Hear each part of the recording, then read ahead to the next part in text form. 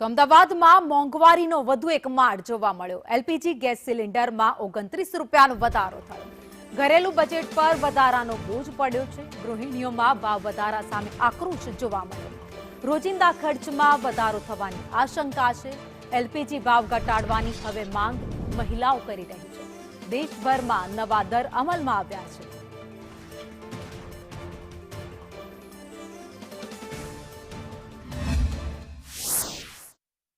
એકવાર ફરી એલપીજીના ભાવમાં પણ વધારો થયો છે અને સતત વધતી મોંઘવારીને લઈને હવે લોકો ત્રાહિમામ પોકારી ગયા છે। જ્યારે ઘર ચલાવવું એ ગૃહિણીઓ માટે મોટો પ્રશ્ન હવે ઊભો થયો છે। એક તરફ વધતી મોંઘવારી અને સામે આવકના સ્ત્રોત ઓછા। આ જ વચ્ચે અમદાવાદની જનતા આપણી સાથે છે, એમની સાથે જ આપણે વાત કરીએ। બેન, જે રીતે મોંઘવારી વધી રહી છે, કઈ રીતે હવે બજેટ આપણે ચલાવવું, કોમ્પ્રોમાઇઝ કરવું પડે છે?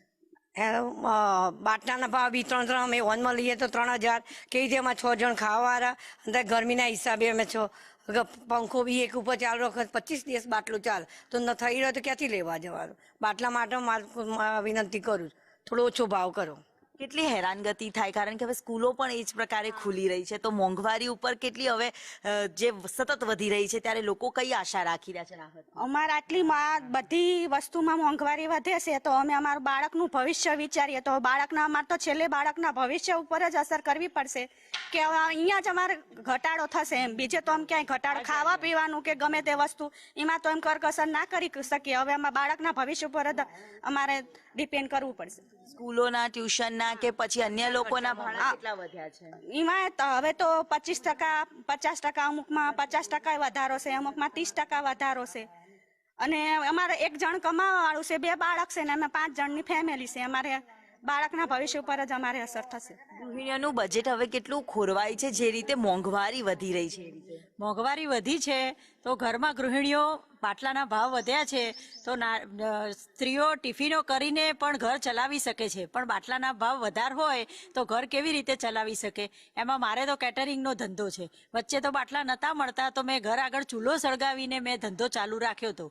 બાટલાના ભાવ ઓછા થાય, ઘટાડે એની વિનંતી છે। જરૂર। આજે ફરી એક વખત વધી છે મોંઘવારી। કઈ રીતે શાકભાજી લેવા જાવ તો પણ કેટલું મોંઘું પડે છે હવે? શાકભાજી તો બહુ મોંઘી છે। પહેલા 100 રૂપિયાના કેટલા શાક આવતા હતા? અત્યારે 100 રૂપિયા 10 આવતા હતા, અમે એક ના આવે 100 રૂપિયામાં। હવે આશા રાખો છો કે ઘટે ભાવ એવી? હા, આશા રાખો છો ને ઘટે ભાવ એવી।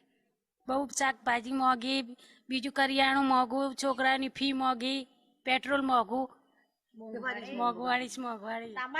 સામાન્ય વ્યક્તિને ઘર કેવી રીતે ચલાવવું એ તો એ જ સમજી શકે છે। બધી ઘરની ગૃહિણીઓ કેવી રીતે ઘર ચલાવી શકે છે। મહિનાના એન્ડમાં તો પરાણે એમ કે પનો પહોંચતો હોય, ભાડે રહેતા હોય, ઘર ચલાવવું હોય, છોકરા મોટા કરવા હોય, ઘરમાં 5 થી 6 વ્યક્તિ રહેતી હોય તો કેવી રીતે શું કરવું એ એમનું મન જાણે છે। સરકારને વિનંતી છે કે બધાના ભાવ થોડા ઘટાડે, મોંઘવારી ઓછી કરે, બાટલાના ભાવ, તેલના ડબ્બાના ભાવ બધા ઓછા થાય, પબ્લિક થોડી શાંતિથી જીવી શકે એવું અમારી અરજી છે।